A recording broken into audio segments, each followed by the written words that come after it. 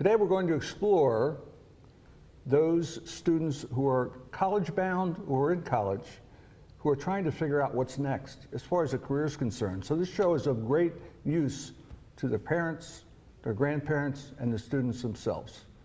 My guest today is Vic Brown. Vic is a gentleman who's working on his third career, which is devoted to helping the students who are thinking of going into a career and currently are in college. Vic, welcome to Thank you, What's Your Charlie. Story. Thank you for having me on. I appreciate it. So let's start with a little bit of information about you and your career. Well, I'd be happy to fill you in. I've been very lucky, actually. I've been fortunate to have two wonderful careers, and now I'm on a third. For 30 years, I worked for FMC Corporation. A lot of people won't know what that is, but it's a large chemical company. And I was an international business. I had the chance to travel all over the world, work with people, different cultures, work in different functions in the company, sales, marketing, manufacturing, that type of thing. How many years with FMC? 30. Congratulations. Man, that doesn't happen that often anymore. No, it doesn't, and I think it could, and we'll get to that when I talk about the book. You're retiring at 52, so what was next for you? Teaching. I had started life as a high school chemistry teacher. I did that for 2 years. Decided I probably ought to make some money if I'm going to. Back in those days, teachers didn't make what they make today.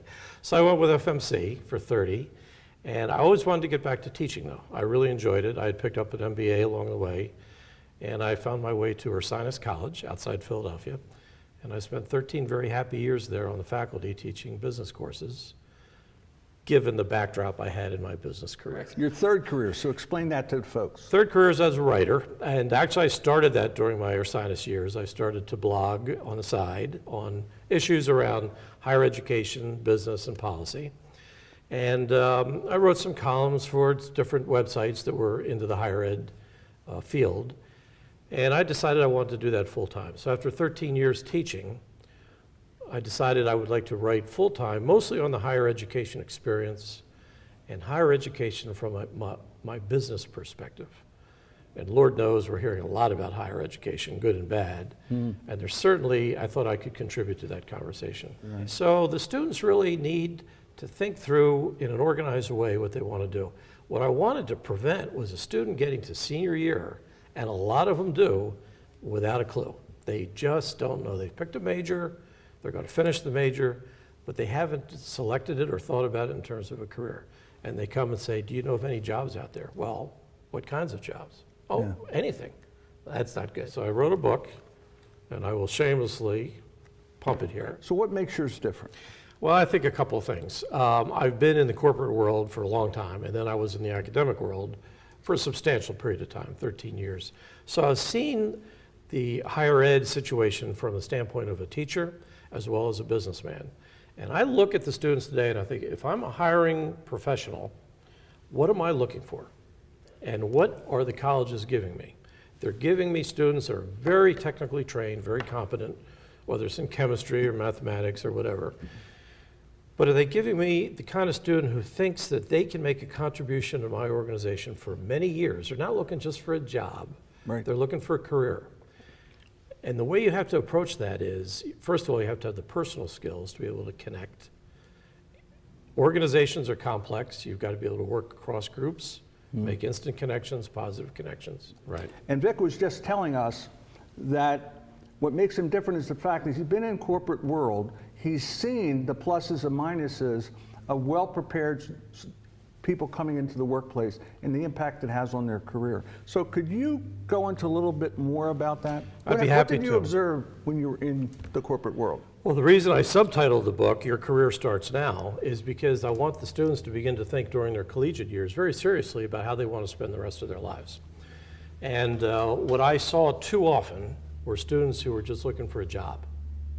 They hadn't thought much about the industry we were in or us as a company.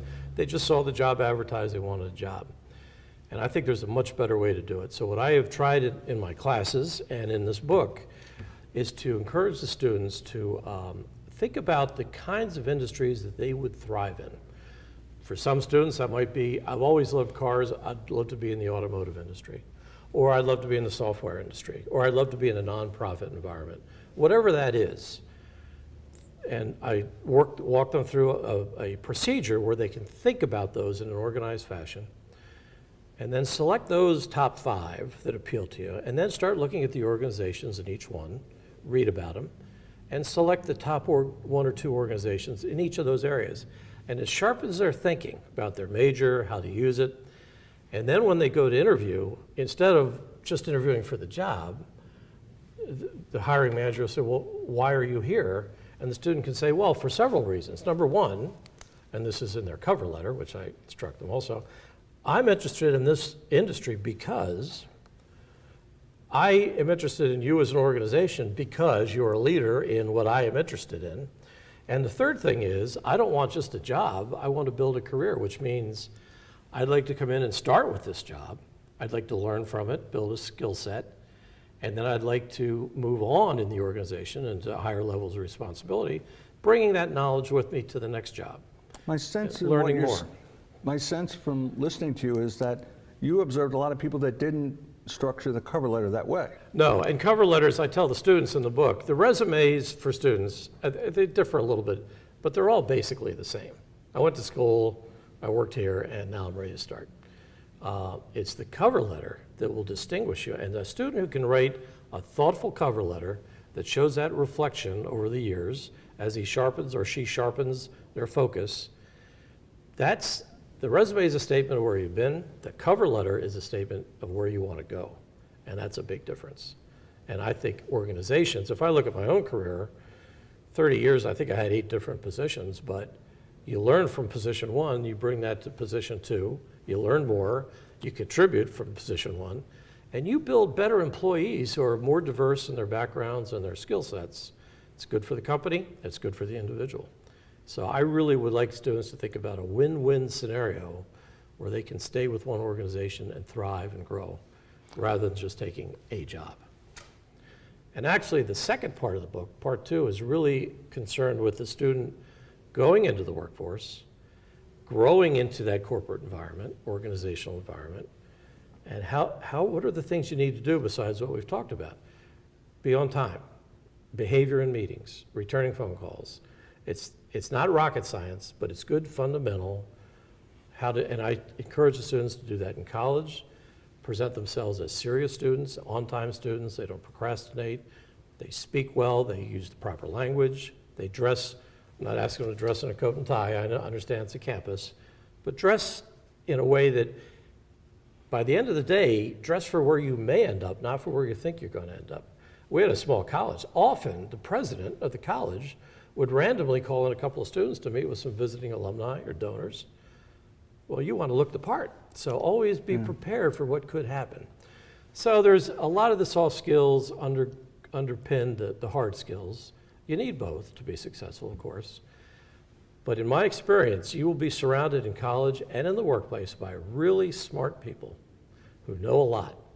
And if you can set yourself apart through your personal behaviors, the way you comport yourself, the way you handle business courtesies, the way you have the thoughtfulness to write a handwritten thank you note to people, that will set you apart in such a way that you'll be noticed dramatically. Of all the students who enroll in a 4-year college, only 60% get a degree in 6 years. 40% never finish. And a good chunk of that 40% drop out after their first year. So it tells me a couple of things. A lot of students aren't ready for college. Maybe they need a couple more years of maturity. Some students really have aptitudes that lean towards other directions, vocations, that type of thing. So the colleges bring these students in, and it's really kind of disheartening to know that rather quickly, 25% of them aren't going to return for the second year, and 40% of them aren't going to finish. So it's a very expensive proposition. And the students who drop out still owe that tuition for the time they were there, or the loans, or whatever. So really what I'm encouraging students and their parents to think about is think about the college that fits for you. Right. This admission scandal where they're getting their kids into high-powered colleges, Oh, yeah.